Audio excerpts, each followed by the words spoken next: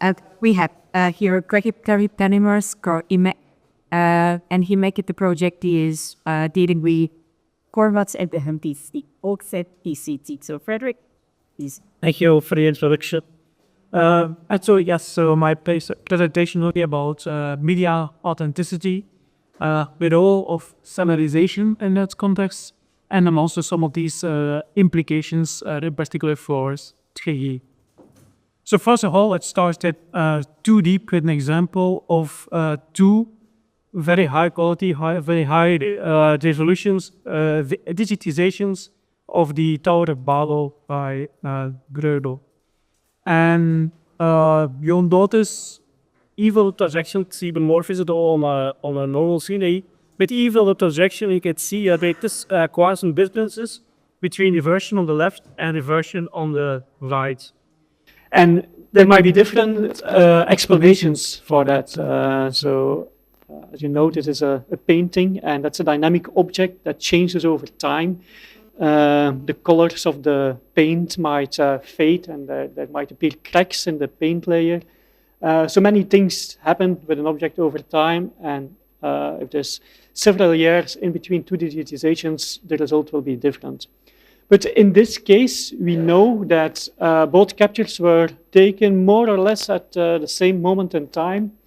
And if you look closely, like colors are quite different, and even some little details with respect to the shape are different. Now, to make an assessment, you need to know under which conditions this painting has been digitized. And for the version on the left side, there's a lot of information available about the camera that was used, the lighting system that was used, the lenses that were used, all of the software that was used for processing, and so on. The one on the right, we know that it comes from Google, and there's a little bit of information of the equipment that they typically know, but they don't share any details about specifics, about the circumstances, the lighting setup, and so on. So why does that matter? So once again, it's a static capture of a dynamic object. So it's a capture at a certain moment in time of something that changes over time. And there's also specifics about the object. So typically we think of a painting as a 2D object, but in fact it's a 3D object. It also has a shape, and that means that the digitations that we have seen are a 2D projection of a 3D object. And all of the circumstances, such as the equipment that was used, the practices, the actual setting, the environment where this painting was digitized, all the software that was used for processing, all of these elements will have an impact on the final results. And so why does all of this matter? Because if you want to make any scientific assessments about this object based on the digitized version, you need to know the exact circumstances under which this digitization happens.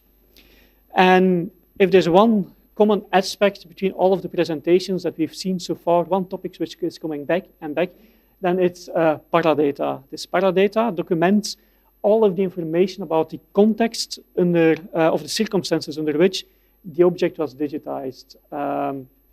The equipment, the people that were involved, everything. And it is a means to provide transparency about those parameters which determine the final result of the digitization. Now, these days, it's also becoming a little bit more complex, but because there's also the rise of AI. And this is an example, it's a trivial example, it's a Mona Lisa manipulated by AI in a trivial way. Here is another example where it's basically just done in Photoshop. So Photoshop also has a lot of AI-based tools in it. And you can extend the background of a photo or of painting. So in this case, Photoshop extended the background of this painting, and this is the result. Again, all of these examples are rather trivial, but it's not always that trivial. So AI these days is used for any type of processing. You can use AI to denoise images, to change black and white images into colored images, and so on.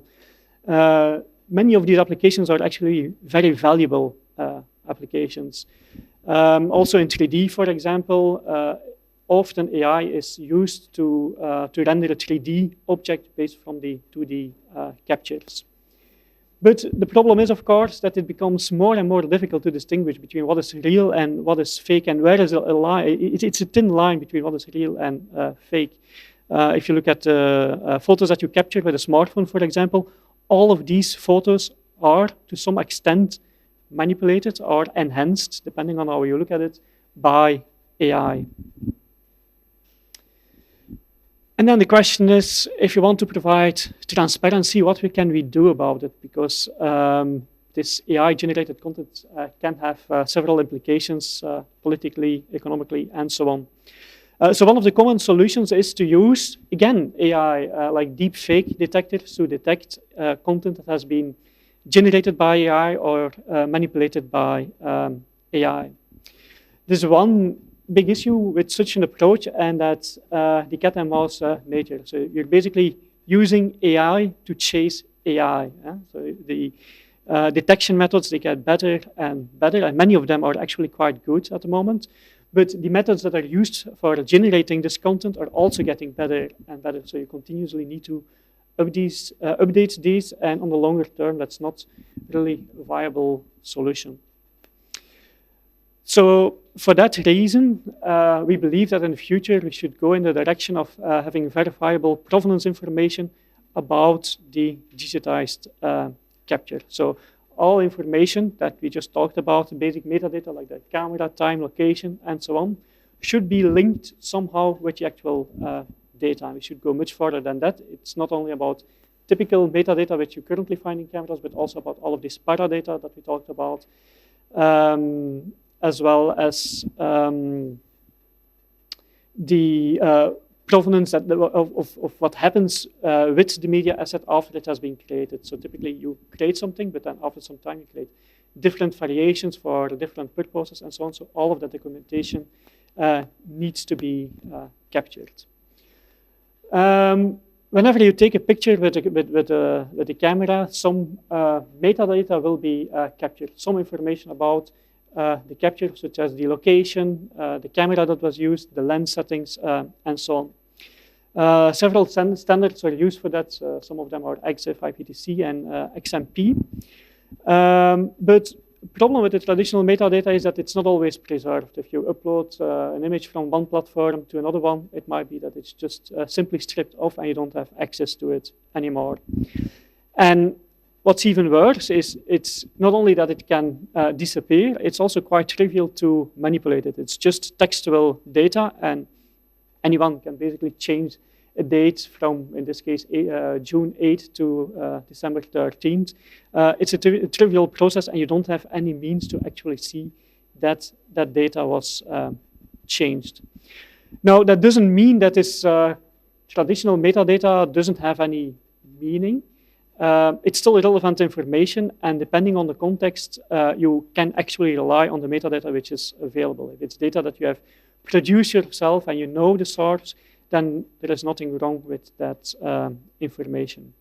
But there are certain circumstances where you need more verifiable information.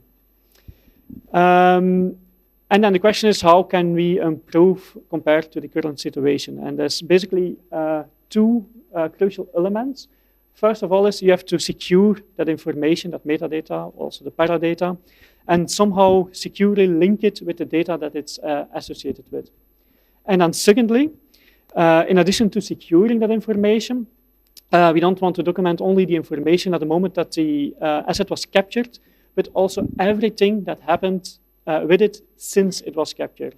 That might be just in Photoshop, removing, applying a cropping feature, or changing the light or colors. All of this information need to be captured to be able to know what happened to the media asset and whether it can be used in a certain context or not.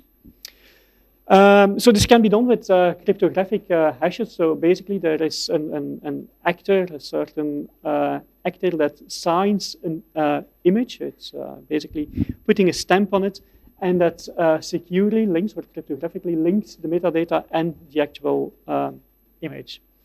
And in that way, so if some changes are made to this metadata, then at least you will be able to detect it.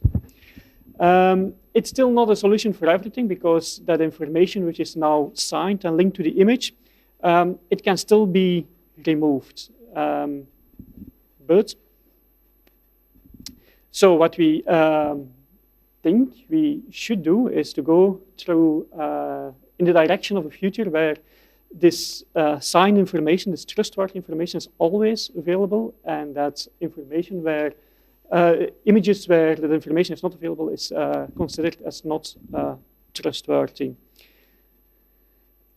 So first of all, in short, so the ways of tackling disinformation or fake media, so you have a reactive approach where you use detection methods. You have a proactive approach where you're going to securely signal the provenance information. And then finally, I also briefly want to mention the collaborative approach. If you share something to a bigger audience, then there's also the power of the audience. There will always be somebody who can identify, for example, that a picture is used in a context which doesn't match the textual information which is associated to it. Now, whatever approach you follow, there is a need for interoperability. If you keep this provenance information, then you want to get to a situation that every application is able to read it. And on social media, for example, that the users also have access to that information. So for that reason, for some years now, we have been working on a standard which is called JPEG Trust. It's developed by the JPEG Committee, which is a standardization committee under ISO, the International Organization for Standardization. And it is a framework that aims to provide more transparency related to the provenance and the authenticity of media. Now, you might wonder how can a standardization committee say anything about whether something is trustworthy or not? Well, basically the answer is we can't and we don't. So assessing whether something is trustworthy is still something which is up to the end user and which also depends on the specific context. And just to illustrate that, here is an example of an image of a car with some damage to it. So if this would be my car and I had an accident, if I share this image with my family and they know that it comes from me and they can verify that it comes from me, they have no reason that they would doubt that this image is real and that it's a correct representation of what has happened. If I would like to use that same image to share with my insurance company, for example, or to use it as a proof in a law case, then maybe they would like to be able to verify some additional information, the exact date, the exact location, whether it's authentic, whether no changes have been applied to it, and so on.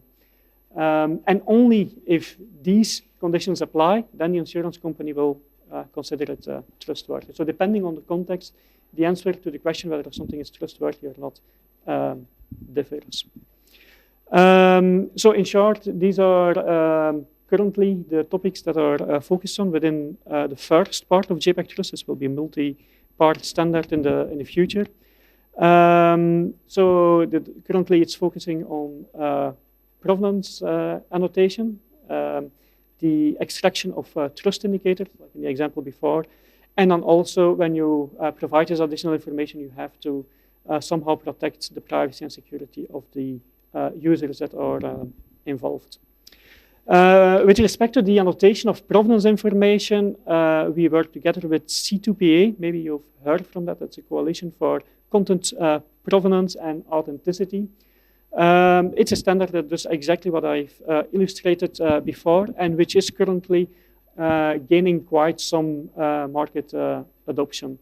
So if you open an image with these credentials on a web browser, for example, you'll see this little credential icon on the top right, where you can see exactly all of this provenance information, everything what has happened with this image since it was created.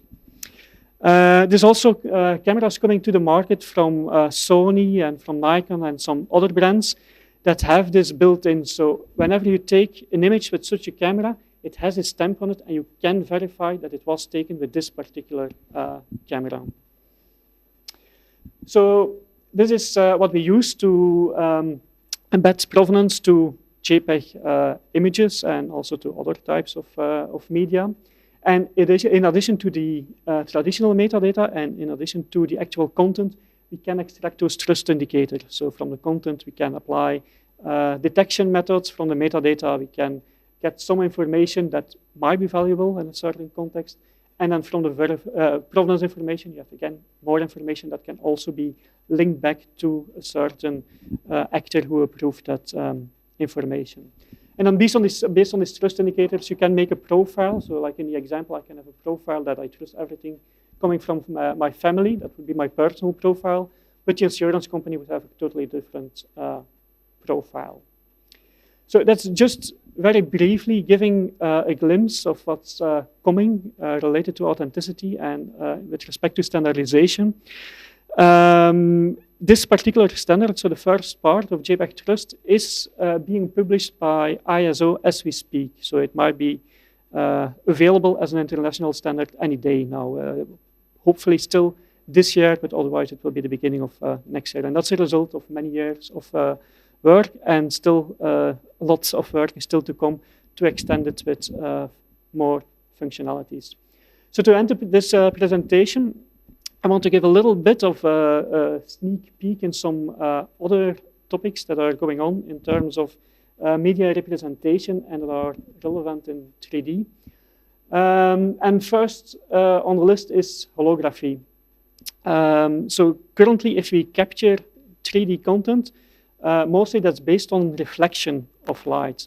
In holography, you're not capturing a reflection of light, but you're capturing a diffraction of light. And that opens a whole lot of new opportunities. Holography is not science fiction anymore. It is used nowadays, mostly in medical imaging, but we have seen many examples before of technologies that are first developed in medical imaging and then find their way to cultural heritage. So there again, there is a standard specifically for holography being worked on, and that will be available in the coming years. Secondly, once again, AI. AI plays a big role in generation of data, in manipulation of data, and improving media, but also in compression. It's one of the first time that there's a new methodology for data compression, which again raises the bar and what can be achieved, and also in terms of functionality that can be provided with it. It's the first time that we can have a representation of a media asset which can actually evolve over time. So the way it is rendered today might be different than it can be rendered in the future. So in the future, it could be potentially rendered with a higher quality than it is rendered today. And then finally, storage in DNA is also something which is in the work. So we all know DNA as the building blocks of ourselves and any form of life. But DNA can also be synthetically generated, and this synthetically generated DNA can be used to store data, which is something that has multiple advantages. You can store DNA for many, many years, or even many millenniums of, or even millions of years. So for archiving, for example, that's also something which is very exciting and which is actually being worked on today, and it will be available in just a few years from now. So all of this is just a sneak peek because I don't have more time, but in the EUreka3D project, we have organized several webinars where we had the ability to go a little bit more in depth on these topics.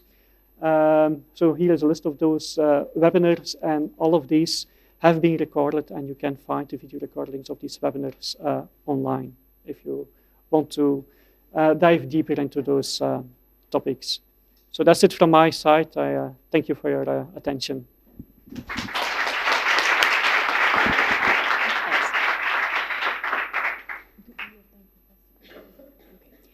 thanks, Frederik, for the presentation. And I was confirmed that we have time for questions, if there's any. Yeah, we have 5 minutes. Yeah. Yes.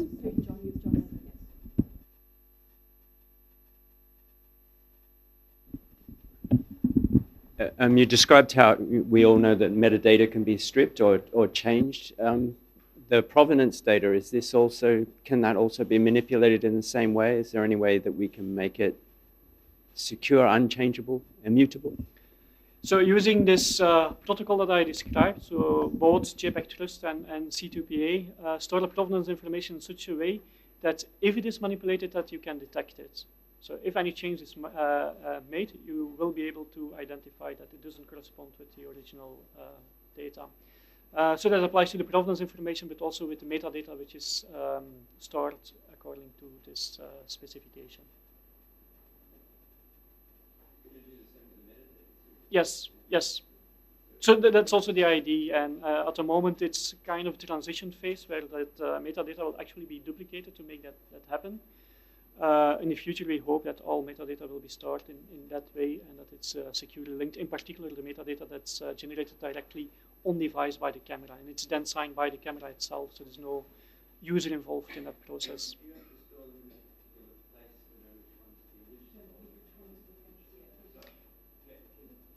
Sorry, Helena, put your arm.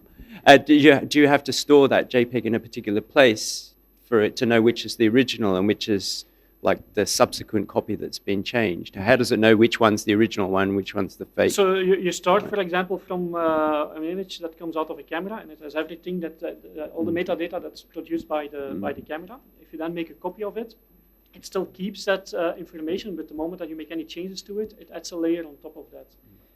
And basically, you have a chain of information of everything what has happened with that particular of the media asset that you're looking at.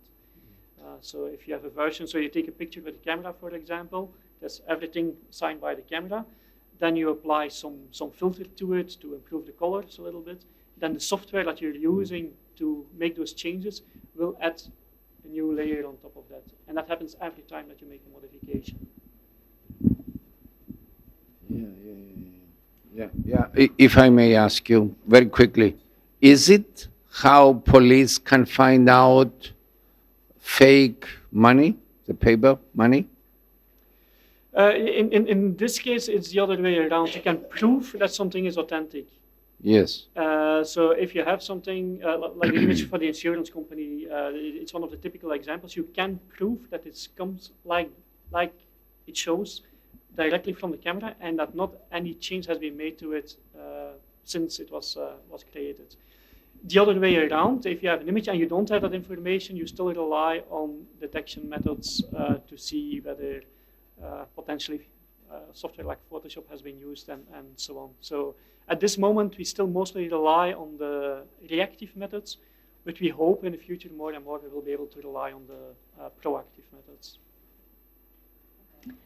Okay, so thanks so much to all the speakers in this session, and it's time for the next one. So thanks.